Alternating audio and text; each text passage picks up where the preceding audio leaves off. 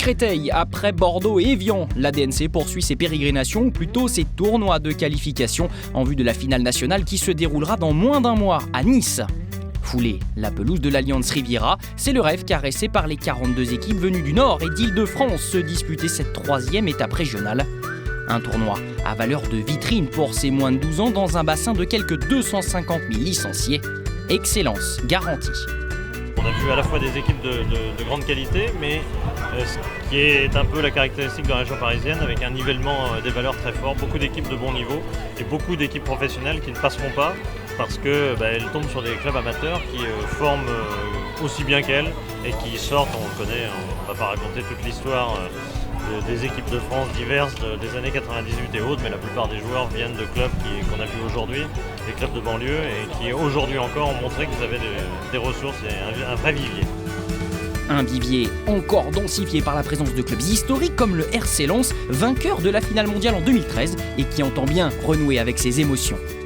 Notre coach a été champion du monde, du coup nous on veut prendre l'exemple sur les U14. J'ai mon capitaine qui me dit que chaque jour, il regarde la finale que j'ai disputée à Wembley. Pour vous dire l'impact que ça a eu sur tous nos jeunes au RC Lens, à savoir être capable de gagner une telle compétition, et ça donne envie, ça donne envie. Il faut savoir que chez nous dans le Pas-de-Calais, c'est quand même une région défavorisée, le travail on n'a pas peur.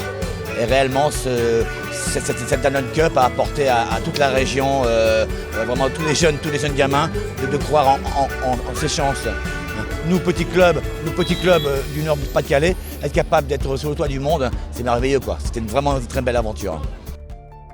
Dans ce contexte, le tirage au sort offre une belle valeur étalon au sang et or, lesquels doivent défier le Paris FC dès la phase de qualification. Les Parisiens ont gagné leurs 2 premiers matchs, méfiance donc, la ferveur nordiste non démentie encore une fois ne sera pas de trop. Ouais, on vieillit un petit peu quand même, on mettait plus d'ambiance les années précédentes, mais bon, ça va revenir avec les résultats, ça va revenir. Le soutien sera de la partie mais pas le résultat. Battu 2-0, les hommes de Jean-Marc Gigné ne le savent pas encore, mais ils ont hypothéqué là leur chance de poursuivre l'aventure. Car le contrat est aussi simple qu'épique. Au terme de 6 matchs disputés sous la forme d'un mini-championnat, seules les 8 meilleures équipes voient la phase finale. Et comme le prédisait Philippe Doucet, l'homogénéité du plateau n'a conféré aucun joker. La 8e place convoitée par 4 équipes à égalité de points échoua ainsi au Havre à la différence de but. Exit notamment le club hôte, l'US Créteil Lusitanos, premier prix malgré tout du message fort. C'est bien que la Danone Cup insiste sur des valeurs fortes telles que le respect, le fair play.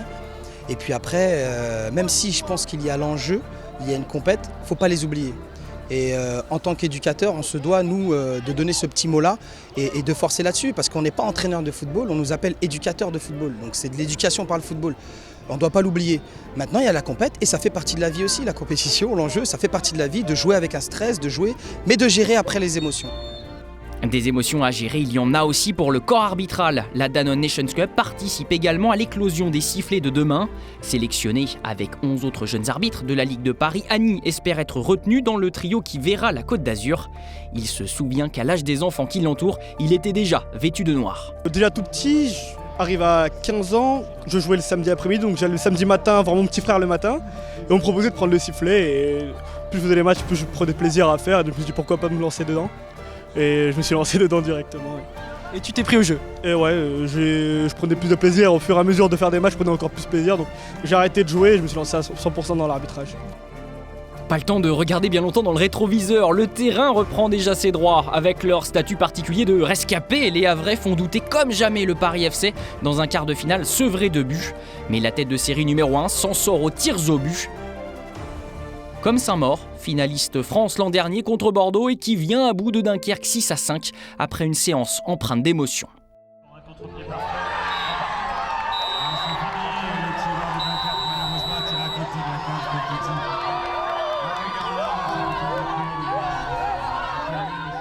Les gars, c'est le match qui va nous emmener au Nice.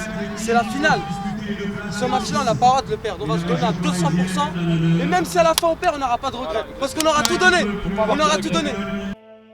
Saint-Maur, Torcy, Boulogne-Billancourt, fraîchement auréolé du titre d'équipe la plus fair-play et le Paris FC. C'est donc un quatuor 100% francilien qui a l'honneur de s'exiler dans l'antre du stade Dominique Duvauchel, dévolu d'ordinaire aux joueurs de Ligue 2 de Créteil pour disputer les demi-finales. Un dernier carré magnifié par une assistance presque aussi nombreuse que pour les matchs des pros.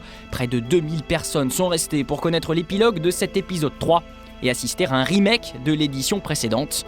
En effet, comme lors de la 15e édition l'an passé, Saint-Maur et le Paris FC se hissent en finale et obtiennent par là même le précieux sésame pour le rendez-vous national où ils rejoignent Colomiers, Vannes, Saint-Étienne et Metz.